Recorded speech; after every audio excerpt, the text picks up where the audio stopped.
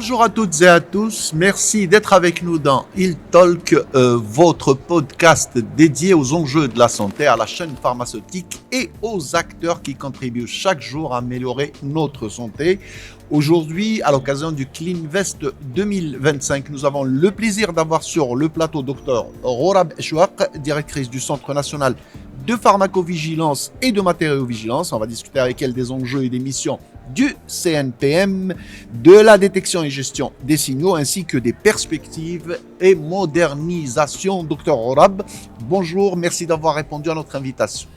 Merci à vous pour l'invitation et de nous donner l'occasion de parler de notre métier de pharmacovigilance. Très bien, on va tout de suite faire une présentation à nos téléspectateurs, une brève présentation du CNPM.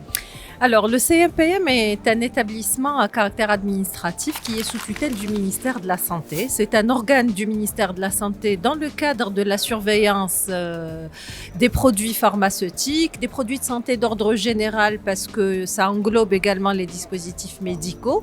Alors, notre centre existe grâce au professeur Halali Allah Yarhamou qui l'a dirigé depuis 1998, selon le décret 98-192. Qui justement, son décret de création où on a précisé les missions de notre centre. En l'occurrence, le centre, il est là pour détecter et gérer tout signalement et signaux relatifs aux effets indésirables, aux incidents et risques d'incidents des produits. Il est là pour proposer des résolutions, des solutions et des décisions relativement à la prise en charge de ces effets indésirables. Qu'il propose au ministre de la Santé pour évaluation et mise en application. On va justement, Dr Rourab, détailler tout ça justement. Oui. J'ai envie de vous poser la question, quels sont réellement les enjeux et les missions du CNPM? Alors, les missions réelles, ça commence par la détection. Alors, la pharmacovigilance, de par sa définition, ça parle de détection, d'évaluation, de compréhension et de prévention. Donc, si vous revoyez les 4 éléments de cette définition-là, vous allez déduire directement les missions principales de la pharmacovigilance, en plus de la participation en collaboration avec les différents acteurs et partenaires du monde de la santé pour justement prévenir. La prévention en pharmacovigilance a pris beaucoup plus d'importance pour éviter justement l'apparition de ces effets indésirables, incidents et risques d'incidents pour les dispositifs médicaux, mais également on est en mesure aussi, grâce au ministère de la Santé, de proposer des solutions, par exemple diligenter des enquêtes, des investigations, participer dans les études, demander la réalisation de certaines études. Ça peut être des études épidémiologiques de cas réels, c'est de la pharmacovigilance proactive dans certaines situations qui l'imposent. Donc le CNPM, il est là pour répondre à des insuffisances d'informations aussi. Et là, on peut proposer de programmer des formations pour le personnel de la santé en collaboration avec les parties prenantes. Ça peut être des facultés et ça peut être également des producteurs, des fabricants qui sont appelés à prodiguer des formations pour le personnel quand ça le nécessite. Ça, c'est l'étape détection. On est parti du milieu du chemin. La prévention, vous en avez parlé, donc c'est les formations, c'est la sensibilisation. Maintenant, la détection. Oui. Comment est la gestion des signaux une fois détectés? Très bien. Alors, le processus de pharmacovigilance, et ça s'applique aussi sur la matériovigilance, le principe est le même, ça commence par une déclaration. Notre matière première, et si vous voulez l'élément déclencheur de notre processus, c'est une déclaration qui émane d'un professionnel de la santé d'ordre général. Ça peut être un patient, mais également il ne faut pas oublier que le fabricant, lui aussi, est appelé à transmettre ces déclarations relativement. Ouais. C'est un maillon de la chaîne et qui participe de bout en bout, de la déclaration jusqu'à la prise en charge. Donc cette déclaration-là qui va atterrir au niveau du centre, il faut savoir qu'on a plusieurs moyens de déclarer. Ça peut être à travers nos fiches physiques, fiches papier, ça peut être à travers notre site. Et on est en mise à jour de notre application téléphonique aussi, où ça permet aussi une accessibilité plus rapide et plus simple pour déclarer. Une fois réceptionné, on va évaluer la pertinence de la déclaration, sa complétude au niveau des informations. Il faut la valider avec certains impératifs sans plus rentrer dans les détails. Une fois on la valide, on va la traiter, on va faire l'opération d'imputabilité qui est le lien de causalité entre l'événement indésirable ou l'effet indésirable et le médicament avec des bases scientifiques, des références scientifiques, médicales et internationales. On peut aller à demander ces éléments-là. On essaye de trouver des résolutions par rapport à cette imputabilité quand elles existent. Alors, il faut savoir que la pharmacovigilance n'est pas forcément avec un aboutissement d'une action. Ça peut être une collecte, enfin c'est une collecte aussi de données de sécurité du médicament. C'est-à-dire à la réception d'une déclaration, ça aboutit à une information de sécurité qu'on va avoir au niveau de notre base de données. Ça peut aller à un signal et à ce moment-là, il y a des actions à mettre en place. Le déclenchement, la détection des signaux, leur évaluation et les prises de décision selon la gravité de l'événement et la gravité des conséquences et répercussions. Eh bien, là, vous me tendez la perche pour vous poser une question intermédiaire, j'allais dire. Est-ce que dans la législation algérienne actuellement pour les praticiens,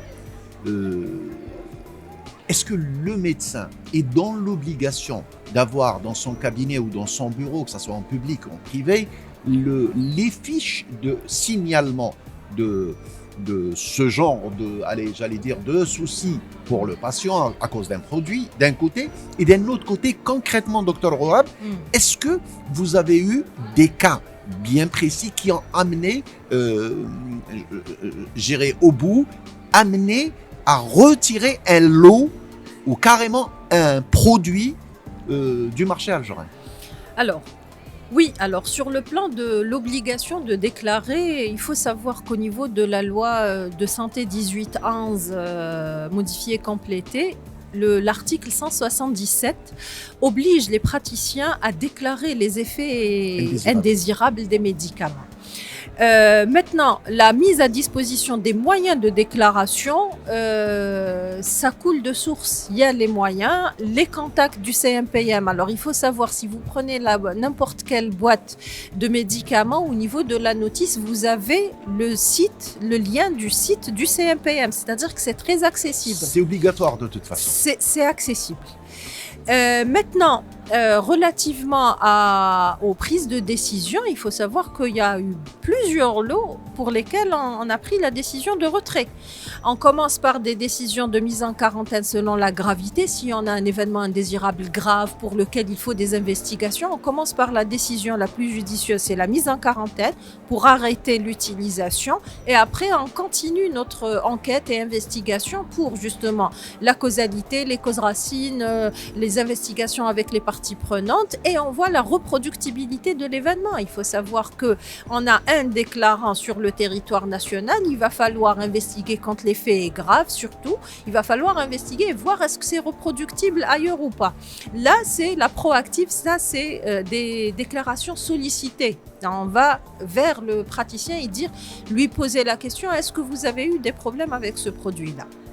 Alors après, à l'aboutissement, on peut aller à une mise en quarantaine, et cette mise en quarantaine, si c'est pas reproductible, on remet en circulation le produit, mais majoritairement, on aboutit vers le retrait du lot. Rares sont les retraits de produits, mais ça peut exister. Alors, est-ce qu'il y a une connexion du Centre national de pharmacovigilance et matériovigilance avec l'étranger? C'est-à-dire, quand je pose cette question, je parle par exemple d'un souci qui s'est passé avec un produit, mais en dehors de nos frontières. Est-ce que le CNPM tient compte de ça et prend ses dispositions pour éviter que cela se passe en Algérie par, comme vous avez dit, une mise en quarantaine ou par une demande, une sollicitation des parties concernées de donner plus d'explications et vérifier si les lots existants en Algérie sont concernés. Ah oui, tout à fait, tout à fait. La question est judicieuse, merci de la poser. Alors, il faut savoir que, justement, on a la veille réglementaire et la veille scientifique. Donc, on est appelé à chercher les informations de sécurité. Et il y a eu 2 situations de mémoire, là, avec 2 produits. Le premier où l'Algérie était la première à retirer le produit par rapport à une indication. Comment ça s'est fait? Il y a eu réunion ad hoc, d'un comité ad hoc, où on invite les spécialistes en la matière, on leur pose la question, on investigue sur le plan technico-réglementaire et médical du produit et les décisions sont prises suite à cette consultation des techniciens en la matière. Et il y a eu des décisions qui ont précédé la décision internationale. Il y a eu une deuxième situation dernièrement aussi où un produit relativement à une certaine indication a été retiré pour l'indication et aussi ça c'était en concomitance au même temps qu'au niveau international, voire on les a un peu précédés. Les décisions ont été très fiables, appuyées par les professionnels. Le CMPM ne décide pas seul et pour l'occasion, il faut savoir que dernièrement, il y a eu un arrêté interministériel pour impliquer toutes les parties prenantes, en l'occurrence ministère de la Santé, le ministère de l'Industrie pharmaceutique, l'Agence nationale des produits pharmaceutiques et le CMPM, qui travaillent en collaboration et on a défini les rôles de chacun en matière de pharmacovigilance. Le deuxième volet aussi que je voudrais préciser, c'est que le CMPM travaille aussi avec le laboratoire en question qui est en charge du produit et il prend ses responsabilités et à chaque fois on leur dit le CMPM il va dans le même sens que le laboratoire. On est dans une même direction. Ce n'est pas une autorité qui est à l'affront des opérateurs. C'est plutôt l'accompagnement dans les actions de protection finalement d'un patient algérien qui est là à prendre les médicaments. Parce que le patient est au centre de toutes ces discussions, de toutes ces décisions et surtout la sécurité du patient algérien, de la population algérienne. Tout à fait. Une dernière question, si vous permettez, Dr Ghorab. Quelles sont les perspectives, c'est-à-dire quelles sont les priorités du CNPM pour améliorer en matière de digitalisation, de formation professionnelle de santé, de sensibilisation du public? Quelles sont vos priorités? Quelles sont vos visions futuristes? Parfait. Alors, cette question, elle tombe à pic parce que au niveau de la vision de l'équipe du CMPM, tout le staff, la prise de conscience qu'on parle très peu de pharmacovigilance au niveau de la pratique médicale, elle est là. Donc, on a placé en priorité l'installation ou la proposition d'installer un réseau de pharmacovigilance au niveau des établissements de santé. Ça, c'est par rapport aux professionnels. Donc, la communication en matière de PV est une priorité et ça va être un des objectifs principaux du centre. Le deuxième volet, c'est les formations. Il faut avoir une formation technique en matière de pharmacovigilance. Et surtout, c'est pas pour se plaindre, mais c'est une réalité. Un centre national avec une vingtaine de personnels techniques qui gèrent tout le territoire, ça reste, pour l'instant, on tient bon, mais il faut savoir qu'arrivé à un certain moment, une fois qu'on aura ces réseaux au niveau national plutôt, ça va nous amener beaucoup de déclarations et on sera certainement dépassé. Donc, pour prévenir cette situation-là, on va devoir former les professionnels pour un traitement de données au niveau des établissements et le centre va récolter et va valider tout cela. Donc, notre priorité pour l'instant, c'est que le professionnel soit imprégné et qu'il soit acteur dans la prise en charge de cette déclaration. Je tiens aussi à préciser qu'on a eu vraiment un gain cette année grâce au ministère de la Santé. On a proposé d'avoir des points focaux. Il faut savoir que tous les établissements de santé sont dotés d'un point focal de pharmacovigilance qui va faire le relais entre le centre et les établissements de santé. Voilà, on remercie chaleureusement Dr Rorab Eshwak. Je rappelle que vous êtes directrice du Centre national de pharmacovigilance et matériaux-vigilance. Merci à vous, madame, monsieur, chers abonnés de HealthTalk, votre podcast santé. HealthTalk, un podcast préparé et réalisé par Nafsi, présenté par Dr Fatah Abada. Merci de nous avoir suivis. À bientôt.